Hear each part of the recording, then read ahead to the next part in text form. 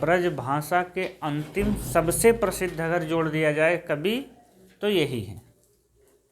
मतलब एक बार ये कह सकते हैं आप कि ब्रज भाषा की जो लौ थी वो बुझते बुझते भपक उठी। जैसे कहते हैं ना कि चिराग जब बुझता है तो अंत में उसकी लौ जो है, हाँ, बुझने से पहले एक बार पूरे जितने ओज शक्ति है उससे वो जल जाती है। तो ब्रज भाषा भी बुझने से पहले जितनी उसकी सामर्थ्य शक्ति थी वो रत्नाकर में भभक उठी है। ठीक, चलिए इनकी रचनाएं लिखते हैं। कल हम लोगों ने सीरियल से लिखा था कि कुल 12 रचनाएं हैं।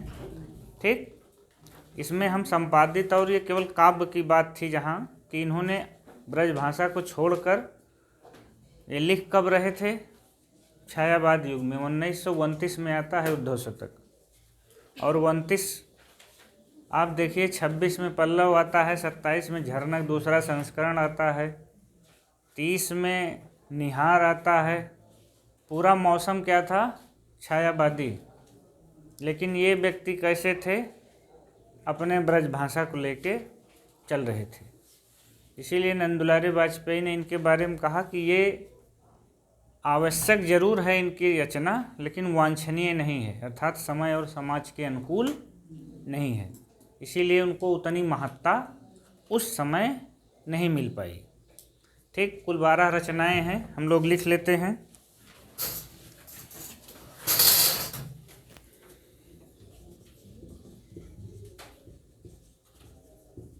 हिंडोला,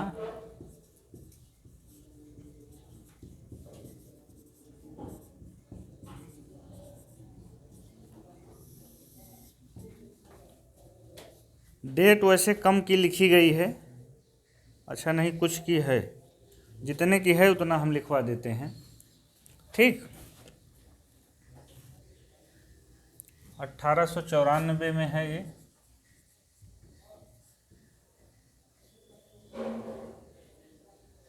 उन्नीस सौ 19।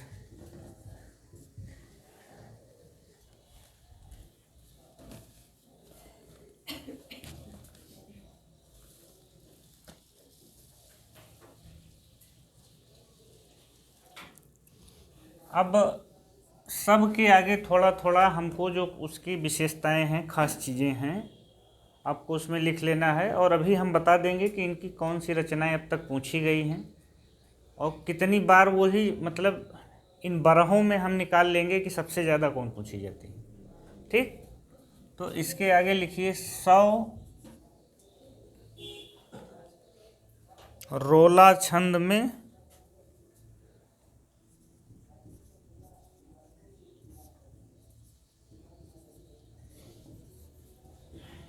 बस आगे लिख के श्रृंगारिक काव्य लिख दीजिए।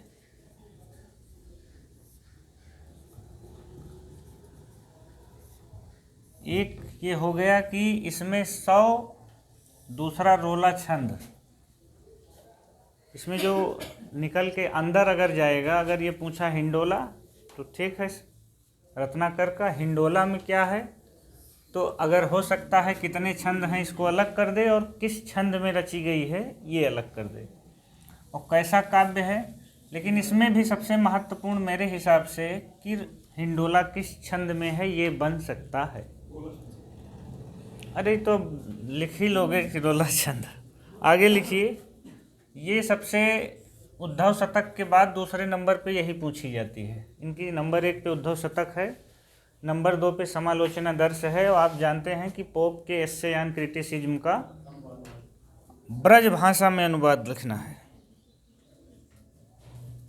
आगे लिखना है पोप, अंग्रेजी कवि हैं, एस्से आधा सा भी लिख सकते हैं, एस्से ऑन क्रिटिसिज्म।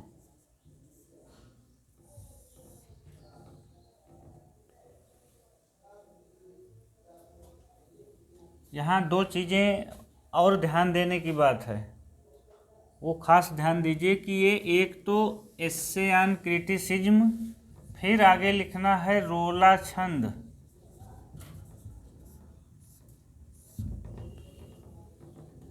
रोला छंद में, और ये एक जो और खास बात है कि पद्यात्मक अनुवाद है, गद्य नहीं है ये।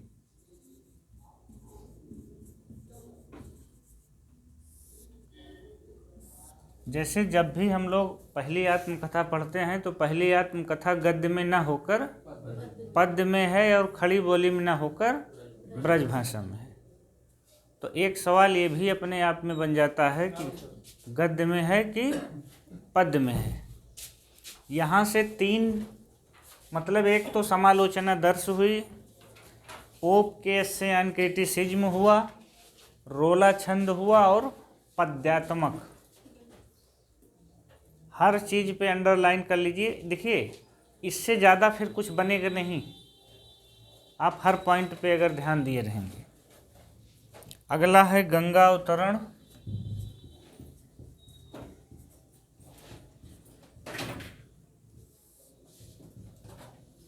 उन्नीस 1927।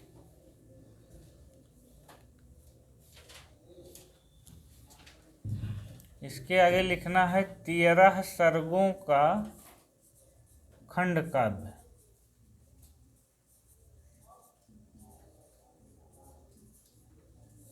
डैश करके रोला छंद में।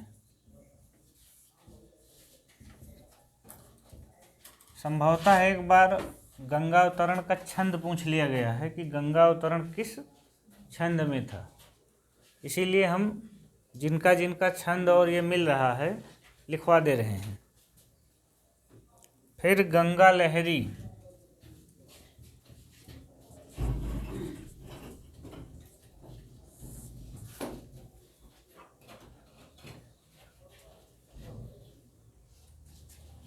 इसकी डेट नहीं मिली। 52 कवित्त छंद हैं।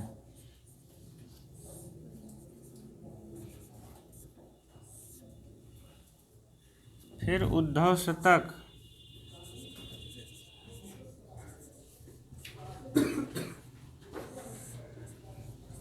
उन्नीस 1929।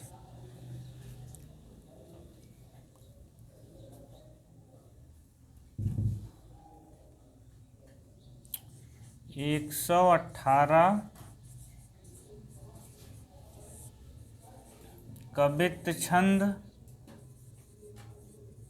खंड काव्य। तीन चीज इसमें महत्वपूर्ण हैं। भ्रमर गीत परंपरा का,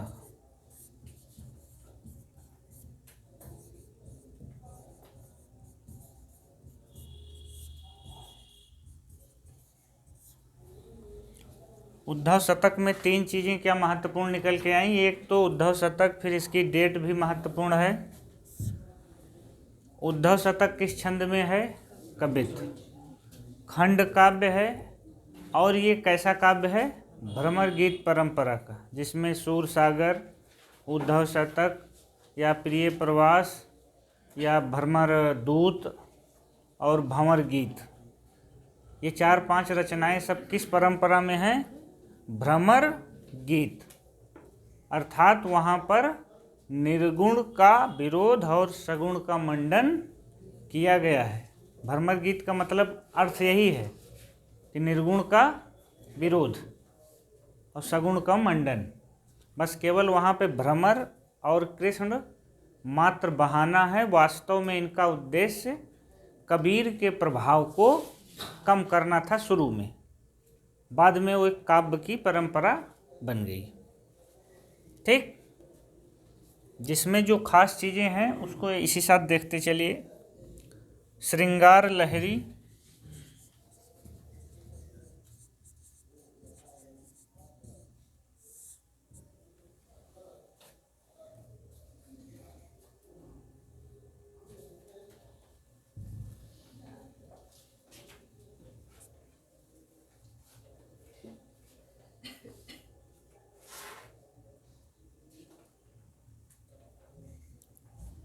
एक 168।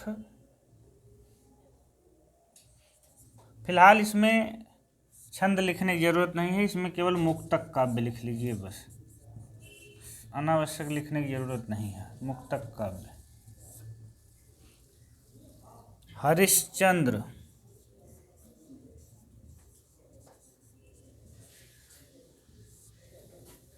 चार सर्गों का खंड काव्य।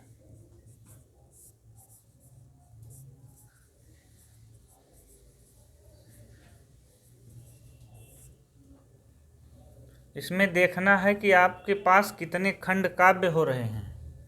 एक खंड काव्य ये निकला, एक खंड काव्य ये निकला और एक खंड काव्य ये निकला।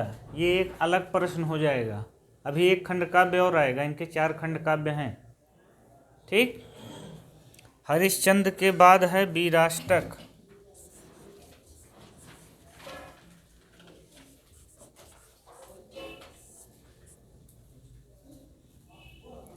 कलकासी,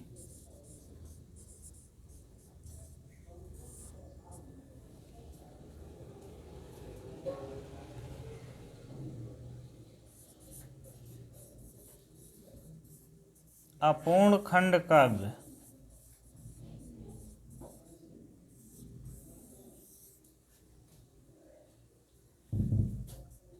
काशी का वर्णन है इसमें।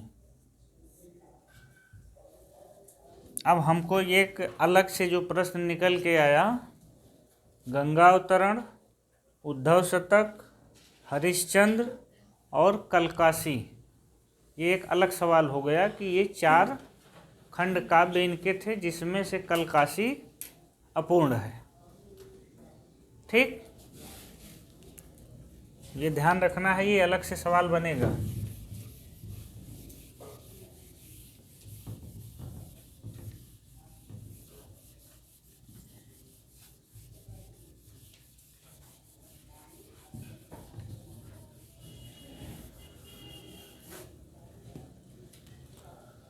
रत्नाष्टक, विष्णु लहरी, प्रकीर्ण पदावली, तीन और हैं। रत्नाष्टक,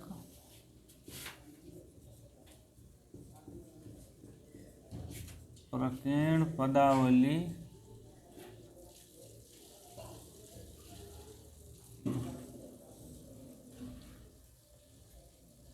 विष्णु लहरी।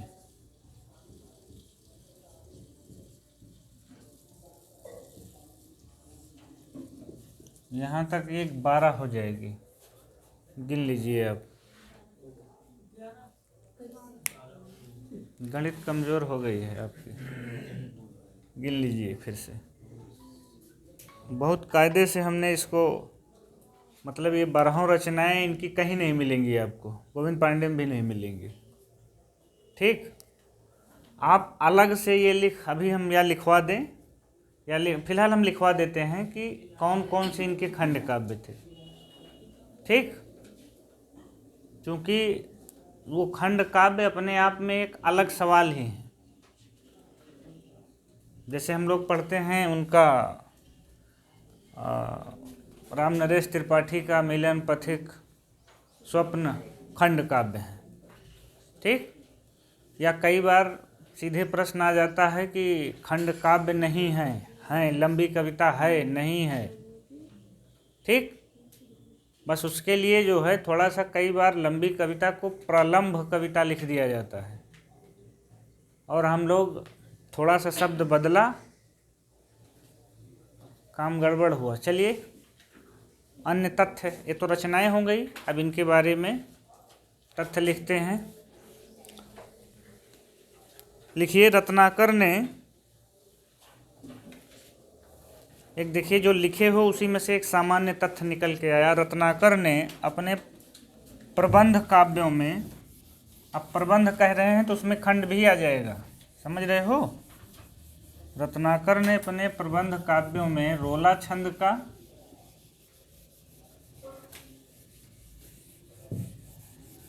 और मुक्तकों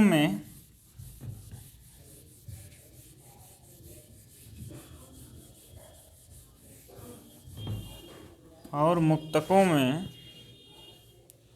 घनाक्षरी या कवित छंद का प्रयोग किया है।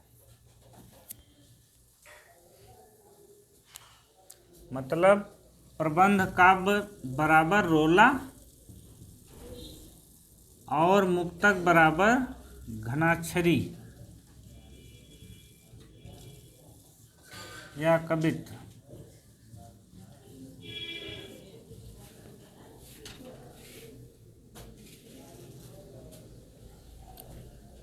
रवि, रोला वर्णिक छंद है कि मात्रिक? मात्रिक। और कब ये घनाक्षरी ये वर्णिक। कितनी मात्रा इसमें होती है, कितना वर्ण इसमें होता है? इसमें 31 से 32 होता है घनाक्षरी। हाँ, और रोला में 33 क्या? रोला में कितने हैं?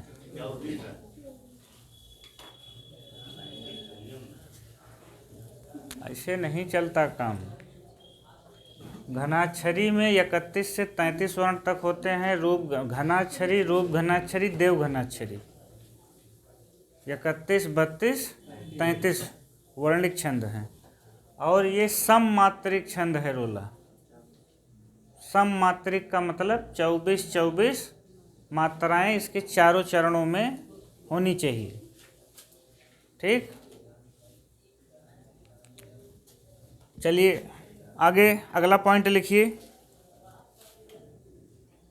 वही जो हम बोल रहे थे, गंगावतरण। अभी लिखे थे इसको तो लिखने की जरूरत है नहीं। गंगावतरण, उद्धव शतक,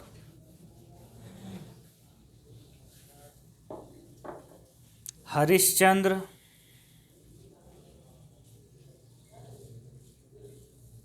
और कलकासी।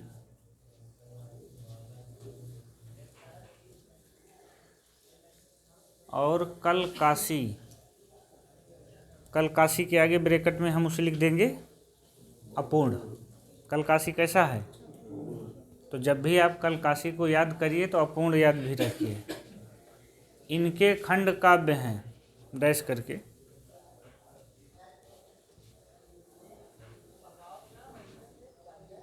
अब चाहे इसे खंड लिखा जाए चाहे प्रबंध, तो आबलिक करके खंड आबलिक प्रबंध भी लिख सकते हो।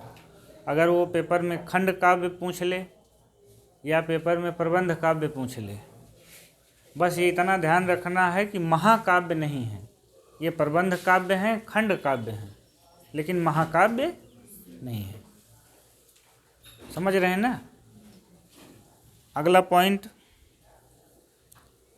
जगन्नाथ दास रत्नाकर जकी उपनाम से उर्दू में कविता लिखते थे।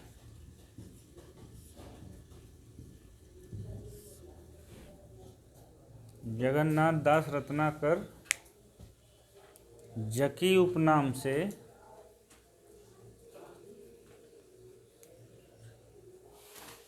उर्दू में कविता लिखते थे।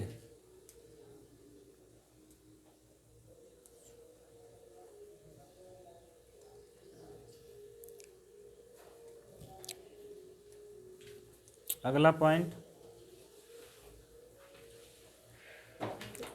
अलंकार प्रयोग की दृष्टि से, अलंकार प्रयोग की दृष्टि से रत्नाकर को सांग रूपकों का सम्राट या बादशाह कहा जाता है।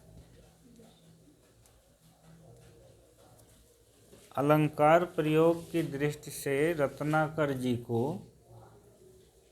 सांग रूपकों, ध्यान रखना है, रूपकों के बादशाह तुलसी हैं, याद है ना कि रूपकों के बादशाह तुलसी हैं। किसने कहा है?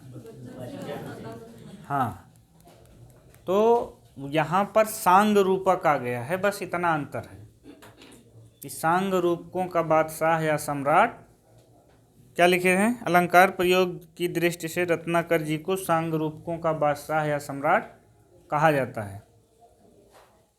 और ये प्रश्न आपको बताएं इंटर की किताब से लिखे हैं, जिसे आप लोग गुजरे हुए जमाना हो गया पढ़े हुए। अगला लिखिए, रत्नाकर जी द्विवेदी युग और छायावाद युग के सर्वश्रेष्ठ ब्रजभाषा कवि हैं। रत्नाकर जी द्विवेदी युग और ब्रजभाषा युग, क्या हुआ?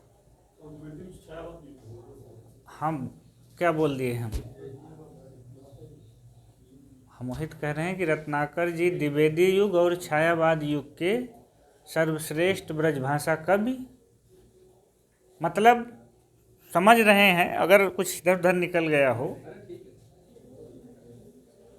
हाँ, द्विवेदी युग और छायावाद युग के सर्वश्रेष्ठ ब्रजभाषा कवि हैं, मतलब 1865 में इनका जन्म होता है, जान रहे हैं। और अंतिम रचना जो महत्वपूर्ण, जो सबसे ज़्यादा, वो 29 में आती है। तो ये ब्रजभाषा, मतलब छायावाद और द्विवेदी युग में जितने लोग ब्रजभाषा में लिखते थे, इनसे बेहतरीन ब्रजभाषा किसी ने लिखने में कोई समर्थ नहीं हुआ। अगला पॉइंट,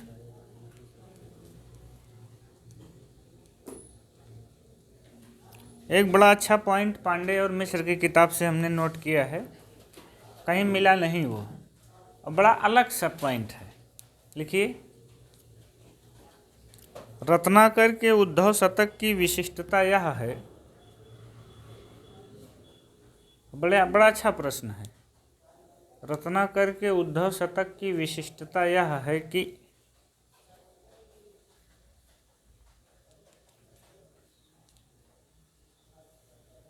जहाँ अन्य कृष्ण काव्यों में गोपियाँ विरहिणी हैं,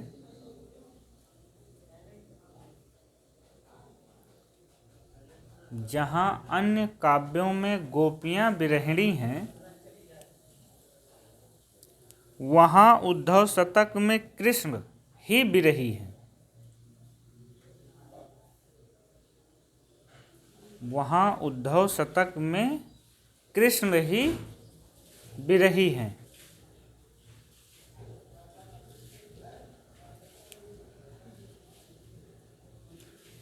मतलब ये था कि अब तक जो दिखाया जाता था वो कृष्ण के वियोग में गोपियाँ परेशान रहती थी, लेकिन ये इस उद्धव शतक में उन्होंने इस परंपरा को उलट दिया। यहाँ ये दिखा रहे हैं कि यहाँ गोपियाँ विरहिणी नहीं हैं, स्वयं कृष्ण ही विरही हैं। ये उस परंपरा में जुड़ी हुई एक सबसे नई बात है। पांडे और मिश्र की किताब में 151 नंबर पे है।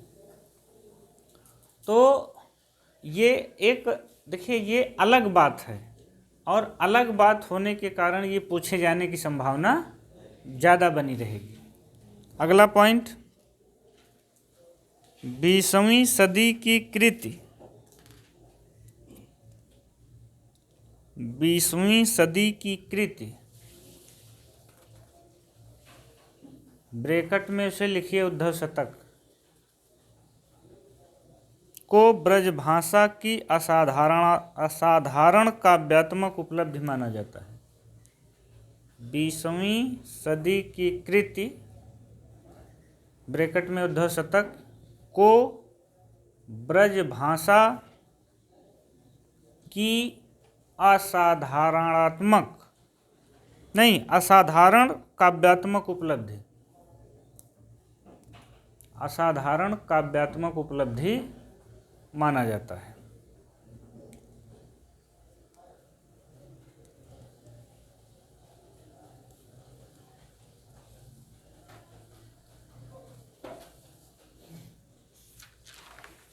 एक अंतिम पॉइंट लिख लीजिए, जगन्नाथ दास रत्नाकर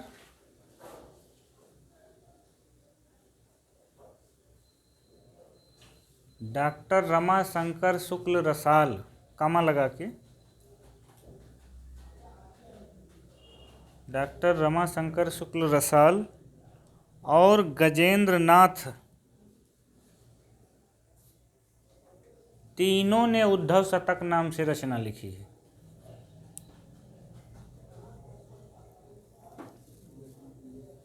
गजेंद्र नाथ, तीनों ने उद्धव शतक नाम से रचना की है।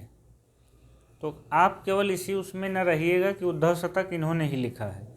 उद्धव शतक रमाशंकर शुक्ल, कम से कम गजेंद्र नाथ बड़े महत्वपूर्ण नहीं है, लेकिन रसाल का नाम गाहे बेगाहे मिल जाता है रीतिकाल को कलाकाल वाले प्रश्न पे।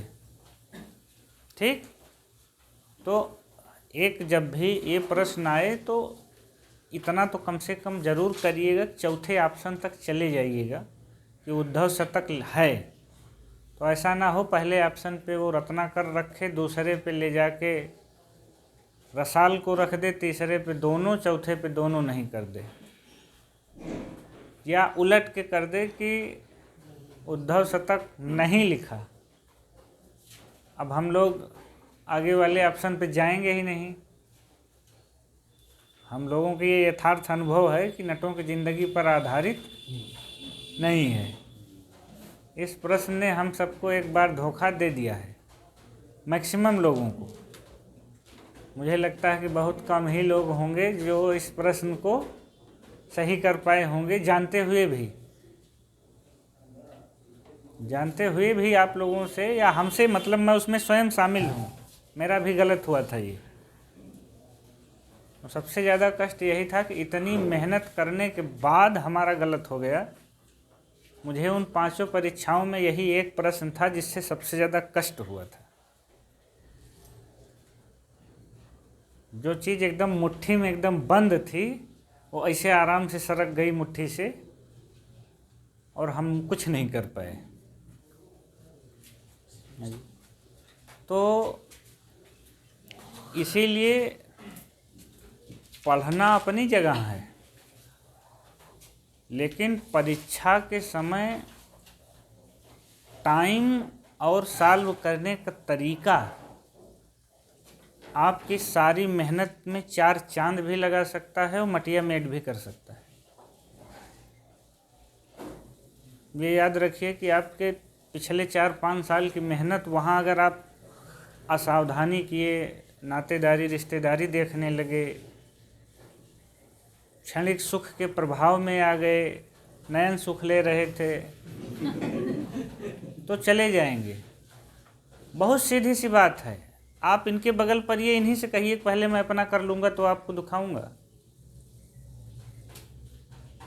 ये नहीं होना चाहिए कि हम अपनी कीमत पे आपको कोई मदद नहीं करेंगे।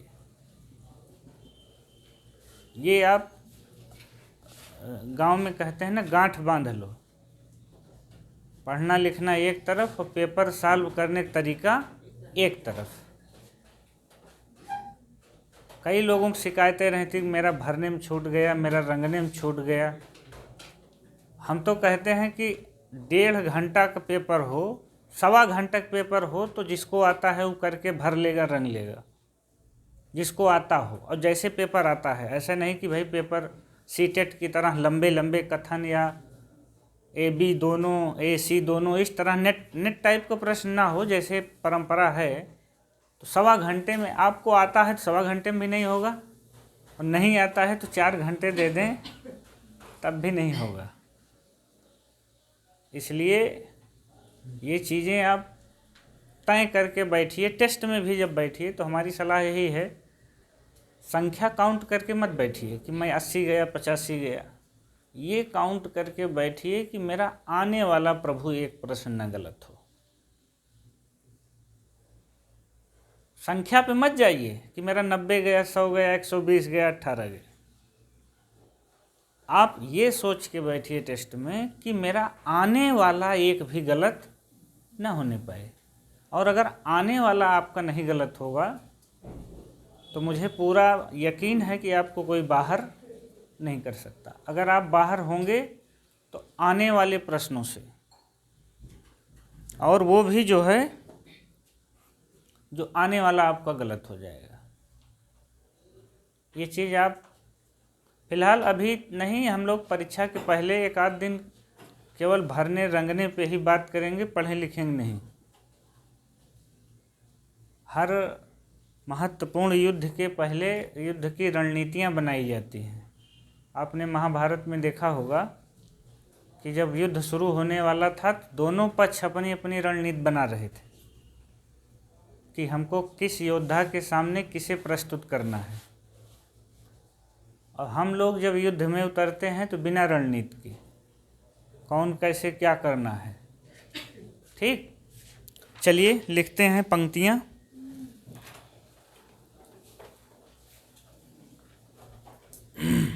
अगर सर वही आपका एक गलत नहीं होता तो वो लोग कुरान को मार देते। हमारा उसमें एक सवाल गलत था, एक कॉमन हो गया था, तो अगर वो गलत ना होता तो हमको पूरा मिल जाता। और मेरा जो नहीं, 2 गलत हो गया था, एक नहीं, हाँ कॉमन नहीं हुआ था, याद आ गया। एक वो था अल्मोड़े का बाजार विधा पूछ लिया था, एक प्रश्न यही था जिस पे मैं कंफ्यूज हुआ था, और वो अल्मोड़े बाजार कर दिया था, तो मैं उसे समझ पाया, मतलब कंफ्यूज हो गया कि ये यात्रा वृत्तांत है कि रेखा चित्र है। मैं यही 2 विधा में, रचना तो क्लियर थी ये प्रकाश चंद्र गुप्त की है, लेकिन विधा में जाके हम कंफ्यूज हो गए। तो देखिए सोनू, सवाल ये नहीं है कि आप 125 कर रहे हो, उसी जगह प्रवक्ता में 112 सही था, लेकिन जब हमारा 112 था तो और लोग 100 पे टिके थे। 2013 प्रवक्ता जिसने दिया होगा वो जान रहा है कि जब आप मेहनत करते हैं तो आप लोगों पे लीड लेके ही रहेंगे। बल्कि हम तो ये कहते हैं कि कठिन पेपर में आपके लिए ज़्यादा चांस होता है। जैसे 16 का इतना सरल पेपर कर दिए कि हर आदमी 117, 18, 20, 21, जिससे पूछिए वही बता रहा मेरा 119 है, 118 है। ऐसे पेपर बनाने से क्या फ़ायदा। रख दें हम लोग पेपर 80, 85 क्रॉस होना मुश्किल हो जाएगा, और इतना सरल, इतना आसान सब पेपर रखा जाएगा कि जिसको आपको अपेक्षा नहीं है वही पूछा जाएगा, सरल से सरल चीज़ें। फिलहाल आप देखिए, कुल मिला के अपने लक्ष्य पे एक साथ बने रहिए, निरंतर चलिए बस, और कुछ करने की ज़रूरत नहीं। निरंतर दोहराइए, पढ़ते रहिए। हम कई बार आपको बता चुके हैं कि लेंस हम लोग बचपन में कागज़ जलाने के लिए इस्तेमाल करते थे, ठीक, जब 6-7 में पढ़ते थे। उससे केवल इतना सीखना है कि लेंस जब हम थोड़ी देर तक कागज़ पे टिकाए रहते थे, उसका केंद्र छोटा कर लेते थे, तो 5, 7, 10 मिनट बाद वो कागज़ जल जाता था। हमको बस यही करना है कि अपना लेंस का फोकस अगले 6 महीना, 8 महीना केंद्रित कर देना है इस छोटे से हिस्से पर। लेंस दिन भर घुमाओगे, कागज़ में आग नहीं लगेगी, और लेंस इकट्ठा कर दोगे, इसी 4 महीने में कोई माइकलाल नहीं है जो आपको रोक दे। बस असली चीज़ है कि लेंस का फोकस आपका है कहाँ, ये तो समय तय करेगा ना, कागज़ पे है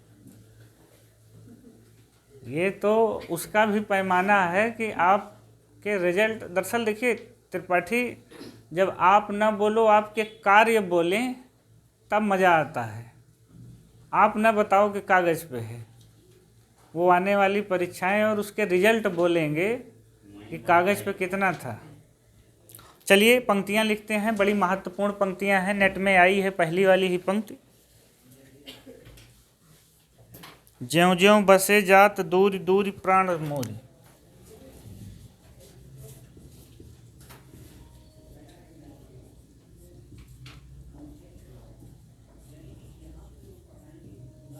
ज्यों ज्यों बसे जात दूर दूर प्राण मोरी।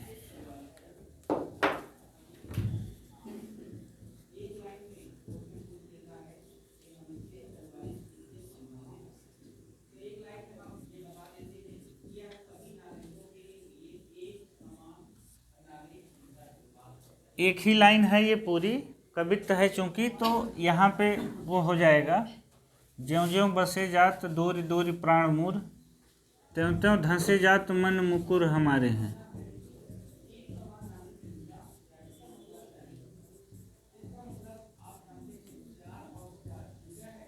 त्यों त्यों धंसे जात मन मुकुर हमारे में।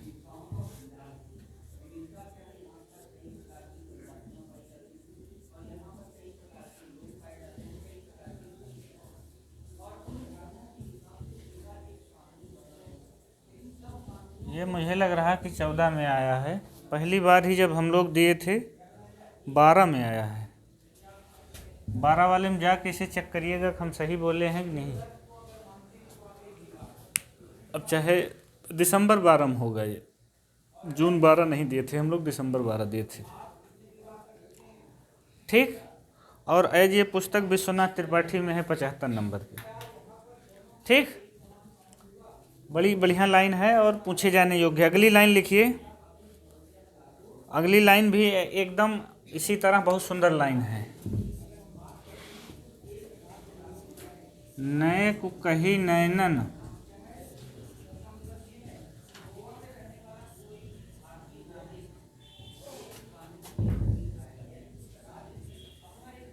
अनेक कही बैनन सो।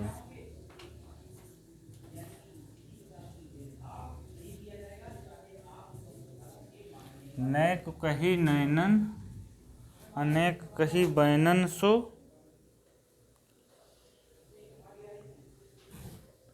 एक मिनट रुक जाइए, तो उल्टा हो गया है। पहले बैनन है, फिर बाद में नैनन आया है। नए को कही बैनन,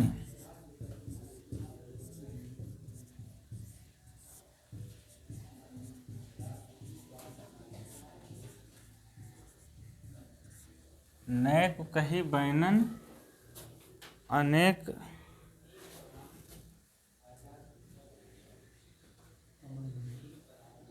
को कही नैनन सो।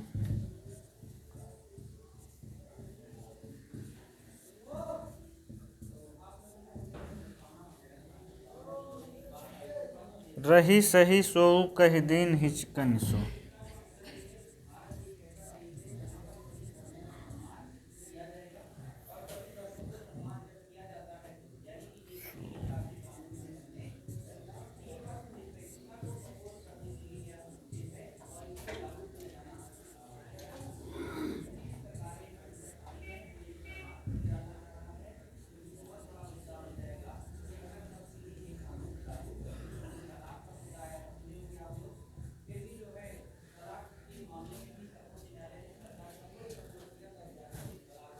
कही दीनी है वो।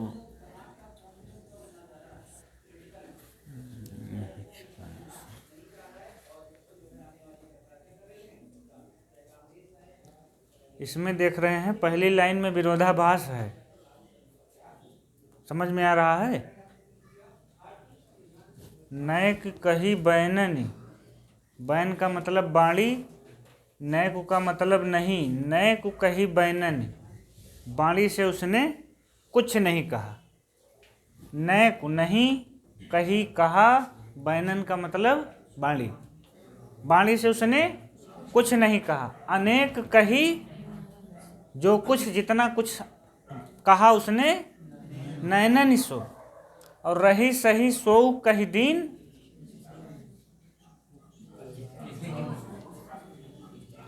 नहीं मामला समझ में आया।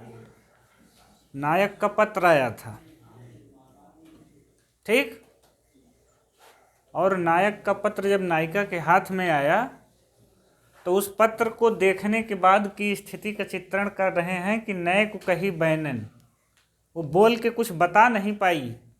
अनेक कही नैनन, उसमें जो उसकी लगन थी, आस्था थी, चाह थी, वो सब वहाँ से व्यक्त हो गई। रही सही सोऊ कह दीन हिचकन से, उतनी हिचकियाँ आ रही थी कि जो कुछ कहना चाह रही थी बाणी साथ नहीं दे रही थी। यही इनके ब्रज भाषा की विशेषता है कि बात को बहुत वक्र ढंग से, बहुत टेढ़े ढंग से, ऐसे ही इनको ब्रज भाषा का अंतिम प्रसिद्ध कवि नहीं कहा गया है। चलिए, क्योंकि व्याख्या वाला प्रसंग लंबा खिंच जाएगा। अगली पंक्ति लिखिए। बताने तो हम बता देंगे, कितनी देर तक चलेगा ये सवाल है।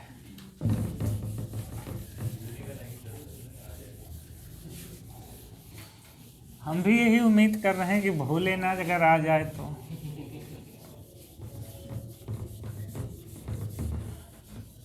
नहीं तो वहाँ हमारी गाड़ी लग जाए जहाँ आ जाए।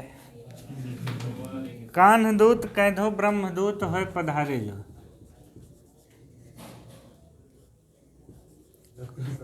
कान्ह दूत कैधो ब्रह्मदूत होय पधारे। बस करिए, अब बस हो गया भाई।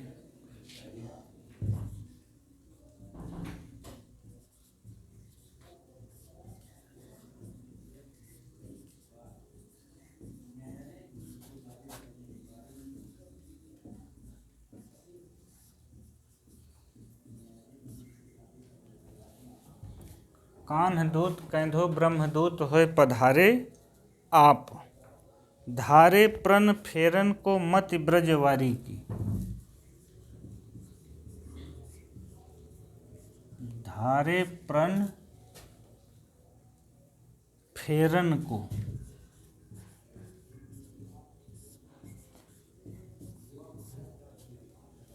धारे प्रण फेरन को मति ब्रजवारी की।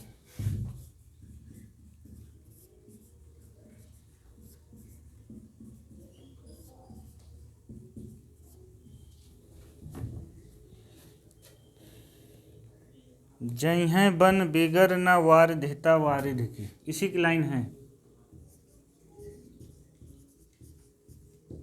जय हैं बन बिगरी, जय हैं बन बिगर न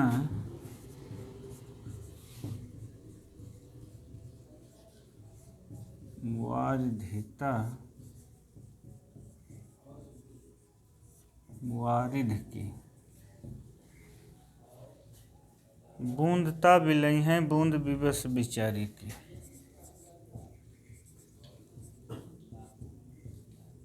बूंदता बिलई हैं बूंद विवश बिचारी की। लिखिए, बड़ी बहुत बढ़िया लाइन है ये। वारिधिता,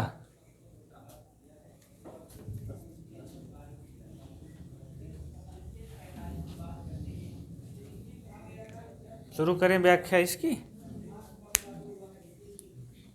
कि चलें आगे। इसमें उस मनोदशा का चित्रण किया गया है कि जब कन्हैया अपने मित्र को भेजते हैं कि जाइए उनसे कहिए कि निर्गुण से प्रेम कर लें, सगुण को छोड़ दें, कृष्ण को छोड़ दें, ठीक। तो उसी समय का चित्रण कर रहे हैं कि कान्हदूत, कृष्ण के दूत कौन थे? उद्धव, वही तो संदेश लेके आए थे। कान्हदूत कैंधव ब्रह्मदूत होए पधारे आप। ब्रह्म का मतलब निर्गुण ब्रह्म। लग रहा है कि आप निर्गुण ब्रह्मा के दूत होकर यहाँ पधारे हैं आप।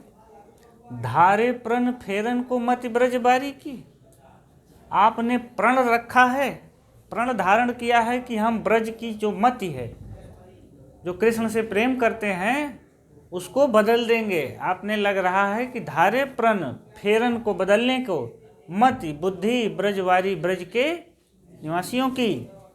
जय हैं बन बिगर न वारिधिता वारिध की। वारिध का मतलब समुद्र। कह रहे हैं कि जय हैं बन बिगर न वारिधिता वारिध की। समुद्र में अगर कोई थोड़ा बहुत जल मिल जाए, इधर उधर हो जाए, तो उसका आकार प्रकार घटता बढ़ता नहीं है, लेकिन बूंदता बिलई हैं बूंद विवश बिचारी की। यहाँ समुद्र का तात्पर्य उस निर्गुण निराकार ब्रह्म से है कि हो सकता है कि उसमें चार छा उसके और समर्थक मानने वाले, प्रेम करने वाले हो जाएं, तो उसके ऊपर कोई प्रभाव न पड़े, लेकिन बूंदता बिलई हैं बूंद विवश बिचारी कि जो उस छोटे छोटे अंश हैं यहाँ के ब्रज के जो लोग हैं, जो कृष्ण से प्रेम करते हैं, वो उस समुद्र में उनकी जब मिल जाएंगे तो उनका अपना कोई अस्तित्व नहीं रह जाएगा। समझ गए? टोपी किसी दिन इसकी व्याख्या लिखवाएंगे। लिखवाएंगे नहीं, आपसे लिखवाएंगे, हम नहीं लिखेंगे। क्या? कान्हदूत कैंधो क्या मतलब आप कृष्ण के दूत इस प्रकार होकर, चूंकि देखिए एक एक शब्द का अर्थ लेने पे क्या मतलब यहाँ सवाल हो रहा ना, कान दूत कैंधो, क्या कृष्ण के दूत आप ब्रह्मा के दूत होकर, निर्गुण ब्रह्म के दूत होकर यहाँ पर आए हो? दरअसल अब इसमें और पीछे जाएं तो दरअसल उसमें था क्या कि एक तरह से कृष्ण गोपियों के प्रेम की परीक्षा ले रहे थे। दूसरा ये था परीक्षा, दूसरा सवाल ये था कि इनके मित्र उद्धव को निर्गुण पर बड़ी आस्था थी, तो उनके अभिमान को तोड़ने के लिए भी उद्धव के उन्होंने कहा कि ब्रज में भेज दें, बस इनको सारा ज्ञान हो जाएगा।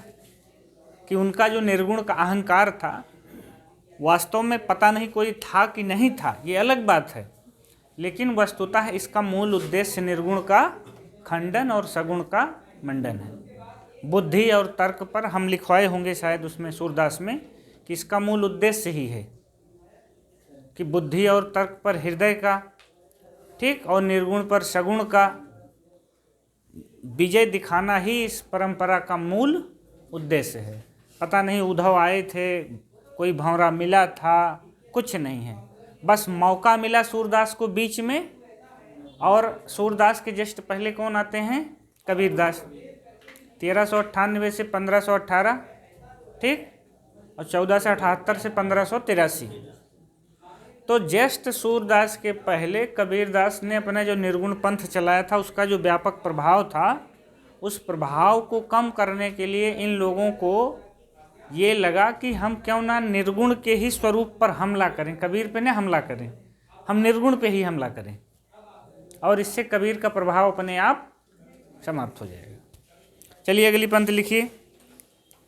धारी राखो ज्ञान गुण गौरव गुमान गोई।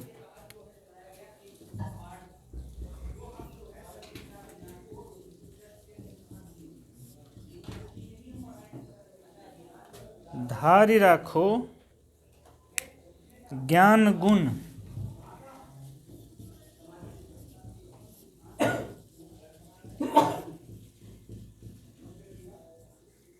गौरव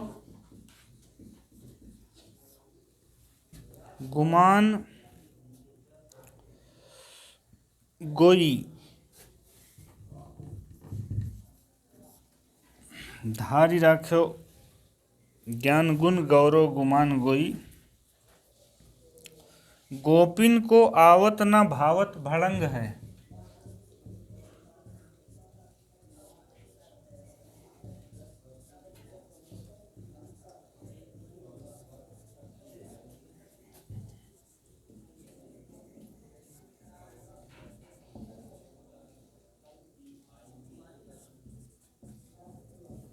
गोपिन को आवत न भावत भड़ंग है। कुटिल कटारी है, अटारी है उत्तंग अति।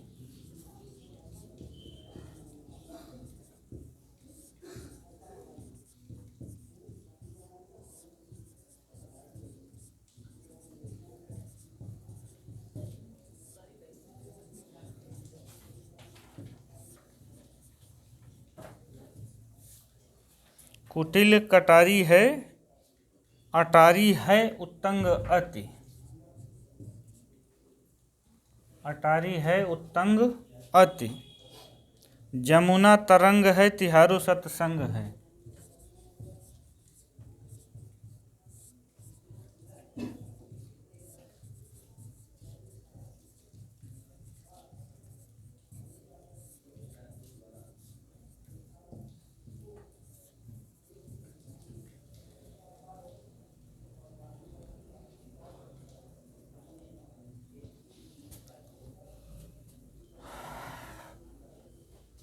इसमें भी वही देखिए, धारी राख्यो ज्ञान गुण गौरव गुमान गोई।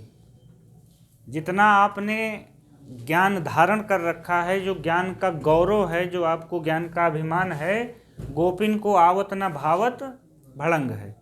ये कह रहे हैं कि गोपियाँ सीधे साधे एक निष्ठ कृष्ण से प्रेम करने वाली हैं, उनको दुनिया भर का ज्ञान गौरव ये इन सब चीज़ों से, अभिमान से कोई तात्पर्य नहीं है। कुटिल कटारी है। कटारी का मतलब जान ही रहे हो, तलवार, चाकू। लेकिन वो तलवार कैसी है? कुटिल, सीधी साधी तलवार नहीं है वो, कुटिल कटारी है। अटारी उत्तंग अति। अटारी का मतलब अट्टालिका घर, और उत्तंग का मतलब बहुत ऊंचा। ठीक। जमुना तरंग है तिहारो सत्संग है। जैसे जमुना की तरंगे हैं, उठती हैं गिरती हैं, उसी प्रकार से आपका जो ये सत्संग अर्थात जो आप यहाँ गोपियों को उपदेश दे रहे हो वो है।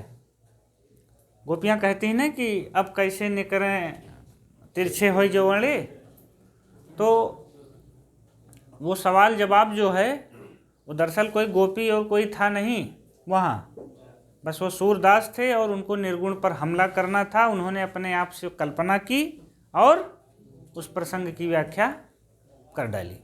बस इतनी पंक्तियाँ थी। अगले चलते हैं, सत्यनारायण कवि रत्न। लेकिन इसमें जितनी भी पंक्तियाँ लिखे हैं सब अच्छी पंक्तियाँ हैं और पूछे जाने योग्य हैं, और हम उम्मीद करते हैं कि कम से कम ये पंक्तियाँ आएंगी तो गलत तो नहीं होंगी, अर्थ भले न निकले, लेकिन पहचान तो ले ही जाना चाहिए कि ये उद्धव शतक की हैं ये, या कम से कम जगन्नाथ दास रत्नाकर की हैं। सत्यनारायण कविरत्न 1880 से 1918।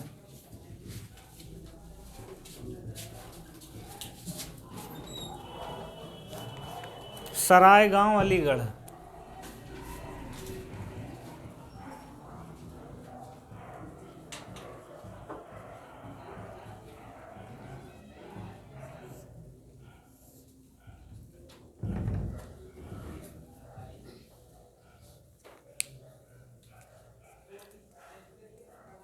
सुप्रिया 1880 से 1936।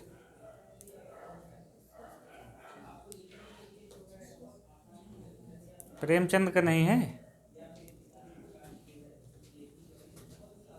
आप 80 बताए तो 80 में और कुछ तो सोचो कि 80 में और क्या है, या 1918, 18 में और क्या है, झरना है। चलिए रचनाएं। भ्रमरदूत, प्रेमकली, हृदय तरंग, हो रेशम।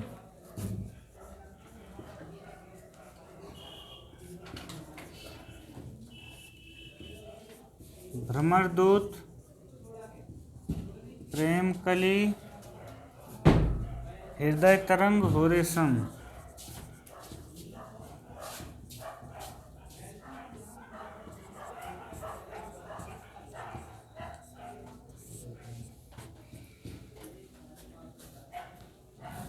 इसके आगे लिखना है भ्रमर गीत परंपरा का काव्य है। भ्रमर गीत परंपरा का खंड काव्य है, काव्य नहीं।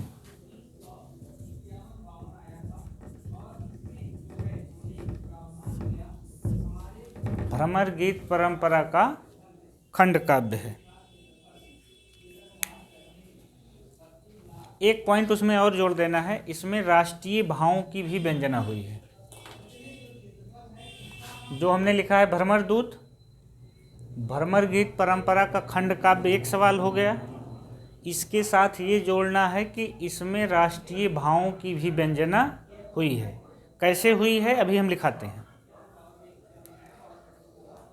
और ये मान के चलिए कि सत्यनारायण कविरत्न से जितना पूछा जाता है उसका अकेले 80% हिस्सा यही एक रचना है। देखिए हमारा टारगेट इसीलिए ये है कि इसके अंदर भी घुसेंगे तो दो ही सवाल जाएंगे कि भ्रमर दूत क्या है, भ्रमर गीत परंपरा का काव्य है, शैली क्या है, खंड काव्य है, और क्या है इसमें राष्ट्रीय भावनाओं की अभिव्यंजना है। अभी आगे आपको लिखवाएंगे कि इस पे जो है अंग्रेज़ों पर कंस का आरोप कर लिया है इन्होंने, और कृष्ण पर जो है देश प्रेम का आरोप करके ये कृष्ण से मतलब अंग्रेज़ों से मुक्ति की बात करते हैं। मतलब अंग्रेज बराबर कंस हो गए और यहाँ के नेता बराबर कृष्ण हो गए। तो इसमें दो चीज़ें खास हैं, एक भ्रमर गीत परंपरा का खंड काव्य, दूसरा राष्ट्रीय भावों की व्यंजना। उसके बाद नीचे वाले में लिख लेना है यह लॉर्ड मैकाले की रचना का अनुवाद है। होरेसम जो है यह लॉर्ड मैकाले की रचना का अनुवाद है।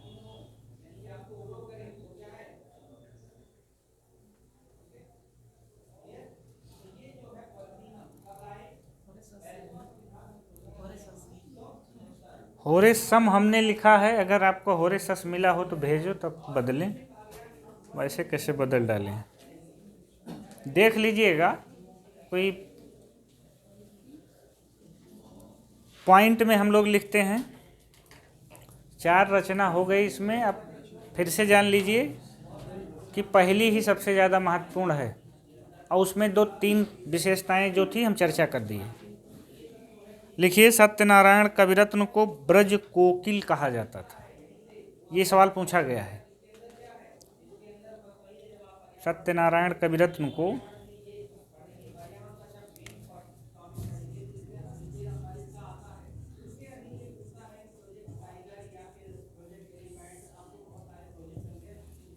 ब्रज कोकिल कहा जाता था। ये सवाल आया है कि ब्रज कोकिल किसे कहा जाता था।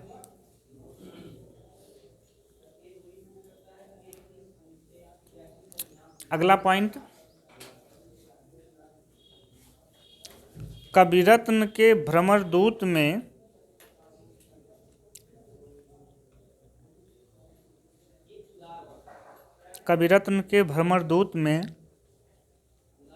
अच्छा पॉइंट है ये, यशोदा पर भारत भूमि,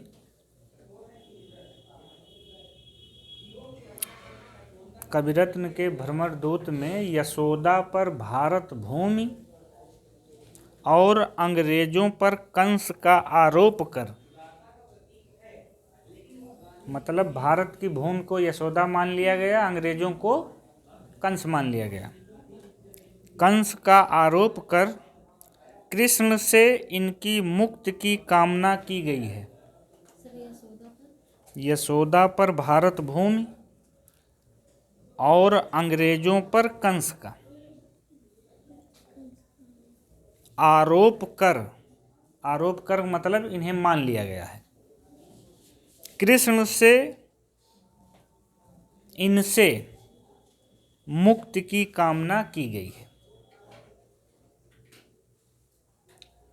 इसी बात को हमने वहाँ लिखा था कि इसमें राष्ट्रीय भावों की भी व्यंजना हुई है। जब इन्होंने अंग्रेजों से मुक्ति की कामना कर दी तो उसी स्थान पे ये रचना राष्ट्रीय भावों की अभिव्यंजना से जुड़ गई।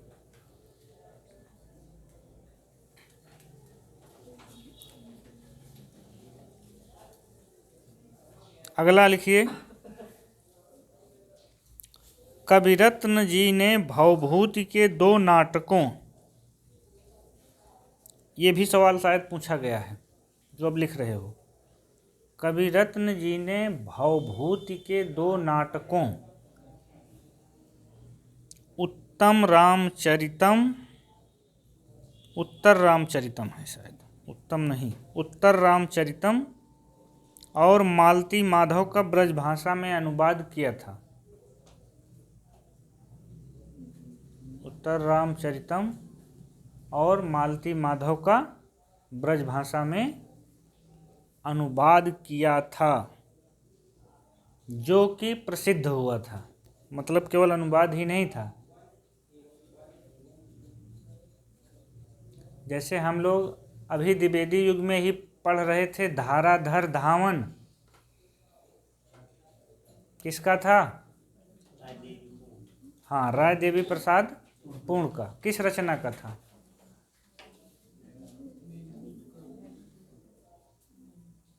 कालिदास के मेघदूत का। तो ये केवल यही ना याद रखिए कि धाराधर धावन राय देवी प्रसाद पूर्ण का था, उसके साथ ये भी याद रखिए कि वो कालिदास के मेघदूत का था। चूँकि जरूरी नहीं है कि आप यही पूछे, ये भी पूछ सकता है कि किस रचना का अनुवाद इस नाम से हुआ, ठीक, या मूल ग्रंथ किसका था। अंतिम पॉइंट लिख दीजिए, बनारसी दास चतुर्वेदी ने कविरत्न जी की जीवनी लिखी है।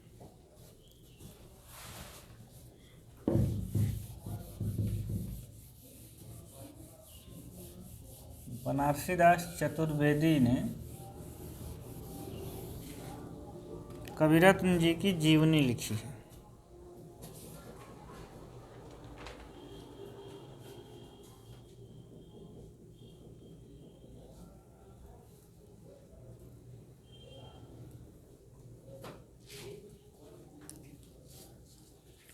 देखिए, ब्रज भाषा में और कवि हैं, लेकिन अब केवल कवि केवल रचना, ये तो दोनों ब्रज भाषा के जो चर्चित कवि हो गए। अब एक तरफ कवि, एक तरफ रचना, और एक आध पॉइंट होगा तो नहीं, इनकी कोई पंक्ति हमने नहीं लिख रखी है। देखिए, इनसे जितना सवाल बनता है उसका हम फिर बता दें आपको, 80-90% भ्रमर दूत पे जाता है। भ्रमर दूत के तीनों चारों सवाल आप याद रखिए कि खंड काव्य है, भ्रमर गीत परंपरा का काव्य है, राष्ट्रीय भावों की व्यंजना है। एक सवाल जो नीचे आपने लिखा कि भारत भूमि पे यशोदा और अंग्रेजों पर कृष्ण का आरोप, कंस का आरोप करके कृष्ण से इनसे मुक्ति की कामना की गई है।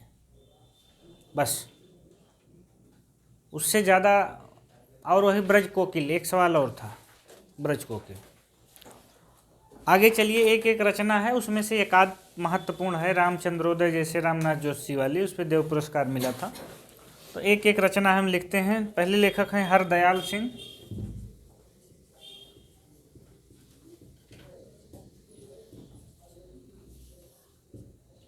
दैत्यवंश,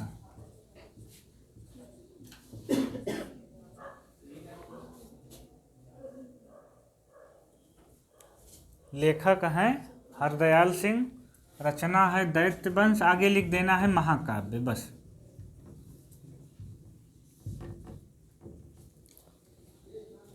अगली है गोकुल चंद शर्मा, गांधी गौरव।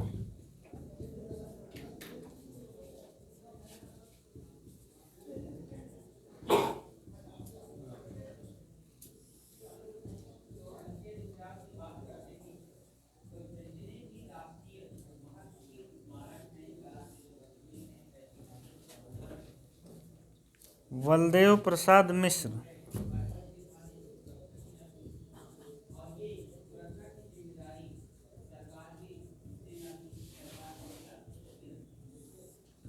साकेत का संत,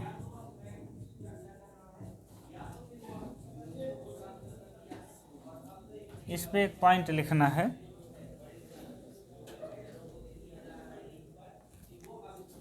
इस पे लिखना है भारत के चरित्र पर लिखा प्रबंध काव्य। राम लक्ष्मण भरत जो हैं वही वाले भरत हैं। भारत के चरित्र पर लिखा प्रबंध काव्य है। चूंकि नाम से ही निकल के आ रहा है कि साकेत का संत कौन था भाई, खड़ाऊं रख के सेवा करने वाले कौन थे, भरत। तो आप थोड़ा सा अगर पहचानने की कोशिश करेंगे तो निकल आएगा कि साकेत का संत कौन है। बस मूल चीज़ इसमें ये ध्यान देने की बात है कि ये लगभग सारी रचनाएं खंड काव्य या महाकाव्य हैं, मुक्तक रचनाएं ये नहीं हैं। अगला लिखिए रघुवीर शरण मित्र।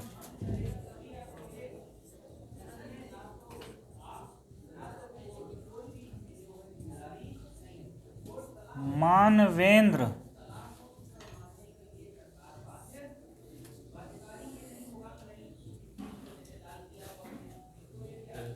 मानवेंद्र मतलब क्या होगा?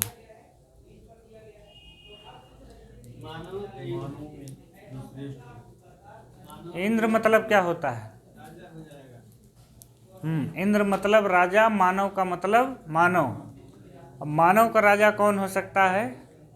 नेहरू जी। पहले कौन थे? आगे लिख लीजिए, एक पॉइंट पे लिख लीजिए, नेहरू जी के ऊपर रचित प्रबंध काव्य।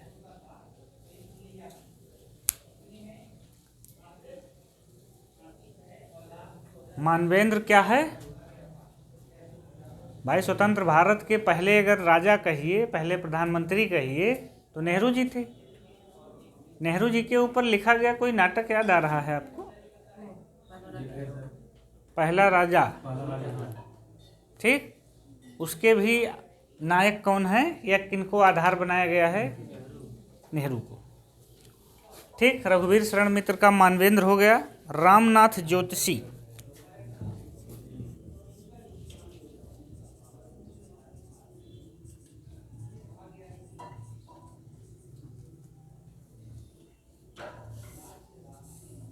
रामचंद्रोदय,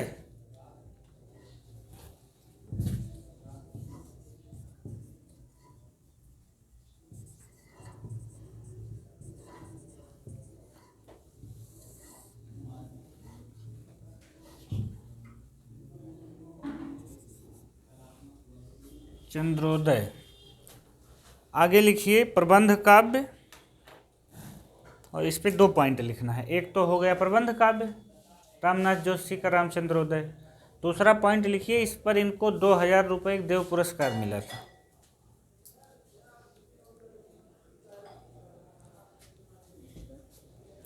इस पर इनको 2000 रुपये का देव पुरस्कार मिला था।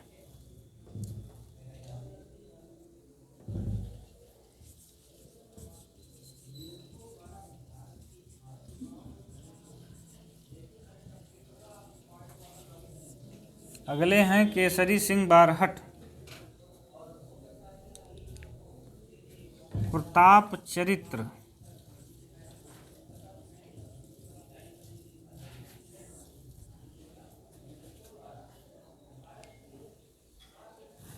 इसमें एक पॉइंट लिख देना है, वीर रस की उत्कृष्ट रचना है प्रताप चरित्र। प्रताप का मतलब हो गया महाराणा प्रताप, तो ये वीर रस की उत्कृष्ट रचना है।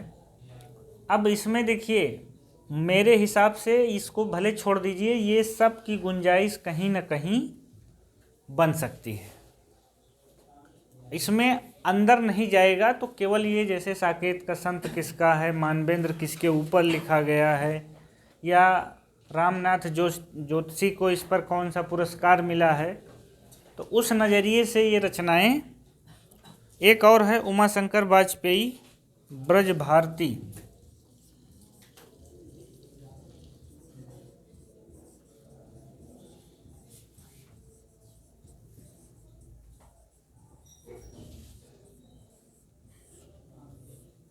बाकी कई रचनाएं हम छोड़ दिए, उसमें खास करके कामता प्रसाद गुरु, रसाल और कुछ लोगों का नाम और है, लेकिन मुझे लगता है कि वो जो है द्विवेदी युग के बाद जो ब्रजभाषा काव्य है उसमें लिखा गया होगा।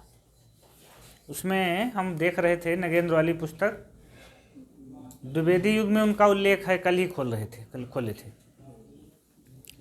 अब भ्रमर गीत परंपरा के प्रमुख काव्य, हेडिंग डालना है हमको, और जितने भ्रमर गीत परंपरा के हैं सबको इकट्ठा कर लेना है। जैसे भ्रमर गीत, भंवर गीत, भ्रमर दूत, प्रिय प्रवास, ये ब्रज विलास, ये सब हमको इकट्ठा कर लेना है। तो हमारी हेडिंग बनेगी भ्रमर गीत परंपरा की प्रमुख काव्य कृतियाँ।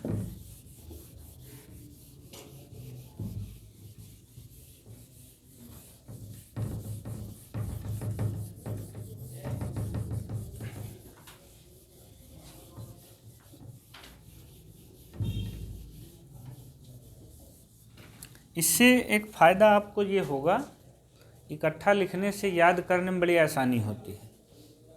जैसे जहाँ मैंने राम की शक्ति पूजा या क्या लिखा है, वहाँ पे हमने राम के ऊपर जितने काव्य लिखे गए हैं, रामचरितमानस से लेके शाम्बूक वध और शाम्बूक, वहाँ तक हमने सब इकट्ठा कर लिया है। ठीक, शाम्बूक किसका है? जल्दी न करिए। जगदीश चंद्र गुप्त का है कि जगदीश गुप्त का है कि जगदीश चंद्र माथुर का है? हड़बड़ी में गड़बड़ी हो जाती है। शाम्बूक जो है काव्य है, शाम्बूक का वध नरेंद्र कोहली का नाटक है, ध्यान रखिए। ठीक, क्या?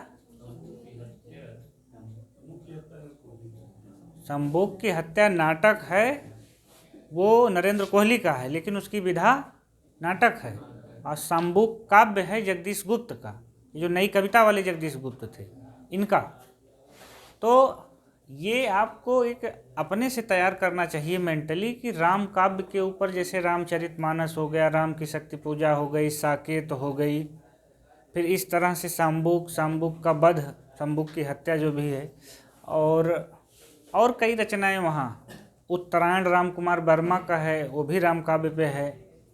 तो इस तरह की रचनाएं जब आप इकट्ठा कर लेंगे तो आपको याद करने में आसानी हो जाती है। यहाँ लिखते हैं सबसे पहले भ्रमर गीत सूरदास।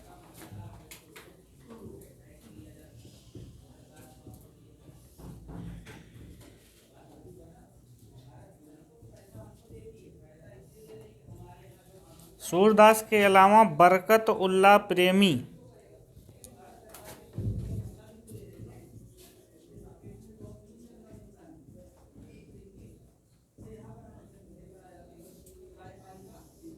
ये रीतिकाल के कवि हैं, उन्होंने भ्रमर गीत नाम से लिखा है। केवल हम चर्चा के लिए बता दे रहे हैं, लेकिन जब भी भ्रमर गीत आए तो आपको उसमें ज़्यादा सोचने की ज़रूरत नहीं, क्योंकि जो ओरिजिनल कॉपीराइट है भ्रमर गीत का वो सूरदास के नाम है। बाकी जितने लोग हैं वो इस कॉपीराइट के नीचे हैं। मूल ओरिजिनल थाट जो है, विचार जो है, वो सूरदास का था। सूरदास के नीचे आ जाएंगे भंवर गीत।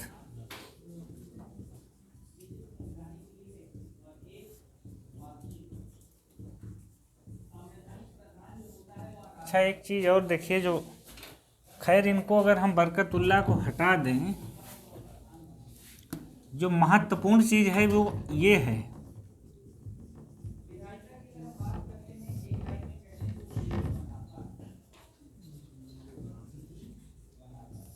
ये कम महत्वपूर्ण चीज़ नहीं है कि सूरदास का जो भ्रमर गीत है वो प्रबंध काव्य नहीं है, ठीक। लेकिन इसके नीचे जितने लोग मिलेंगे किसी का मुक्तक नहीं है। बाकी सब लोगों ने क्या लिखा है, यही चीज़ अलग है। जब यहाँ से छूटेंगे तो इसी पे जाएंगे। अगला लिखते हैं जो महत्वपूर्ण है, उद्धव शतक, या उद्धव शतक के पहले प्रिय प्रवास लिख लीजिए अगर डेट से लिखना है तो। प्रिय प्रवास को भी हम चाहे प्रबंध काव्य लिखें और चाहे महाकाव्य, तो हम यहाँ लिख रहे हैं प्रबंध काव्य।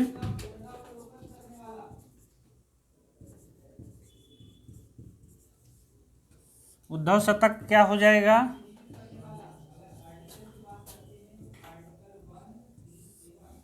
आप ध्यान रखिए कि इसे महाकाव्य, ये महाकाव्य है और ये खंड काव्य है, लेकिन जब हम इसे प्रबंध काव्य कहेंगे तो सब प्रबंध काव्य में समाहित हो जाएगा। फिर भ्रमर दूत,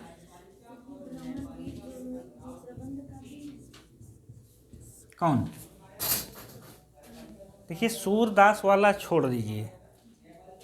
सूरदास का भ्रमर गीत सूर सागर का एक अंश है।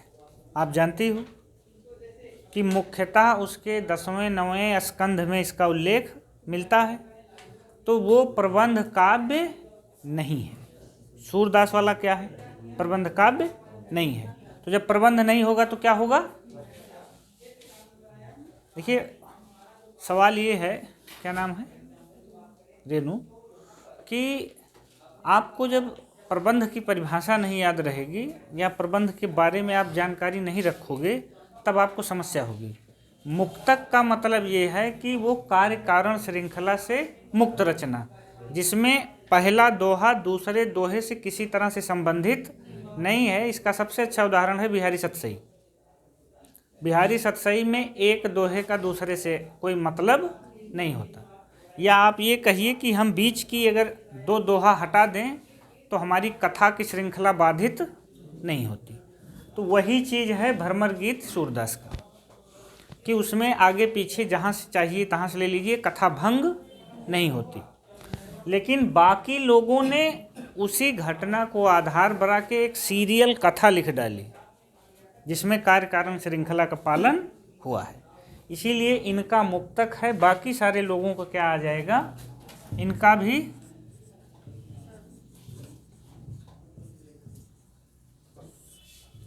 और ये क्या होगा, हमने वहाँ लिखा था भ्रमरदूत क्या है, खंड काव्य।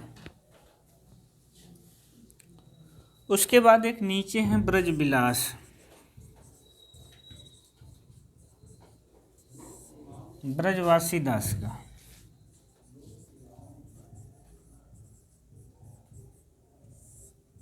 इनका भी प्रबंध काव्य ही है।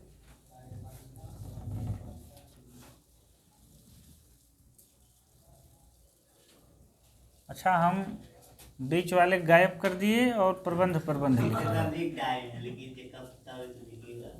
नहीं पता सबको है, चूंकि ऐसी रचना नहीं है कि सब ऑलरेडी। एक सवाल ये भी है ना कि सब हम लोग लिखते हुए आए हैं। सूरदास को लिखे हैं, नंददास को लिखे हैं, हरिऔध को लिखे हैं, रत्नाकर का हो गया, कविरत्न का हो गया, ब्रजवासी दास का हो गया। ठीक, इसमें से केवल ब्रजवासी दास को छोड़ दीजिए थोड़ा बहुत, तो बाकी सारी रचनाएं पूछी गई है और सब का संबंध यही है जो हम लोगों ने देखा कि निर्गुण का खंडन, सगुण का मंडन, या बुद्धि और तर्क पर हृदय की, ठीक, और विचार पर भावनाओं का मतलब आरोप करना, श्रेष्ठ सिद्ध करना। बस ये खास चीज़ यहाँ पे ध्यान रखना है कि सूरदास वाला मुक्तक है, बाकी सारे लोगों का प्रबंध काव्य है। बिल्कुल, आप उसे नगेंद्र वाली पुस्तक पढ़िए तो सब प्रबंध काव्य में आती हैं। मतलब जब सूरदास ने कल्पना की तो उन्होंने छोटे रूप में की, लेकिन उनके बाद के कवियों ने उसको और विस्तार दे दिया। बस अंतर केवल यही आ गया।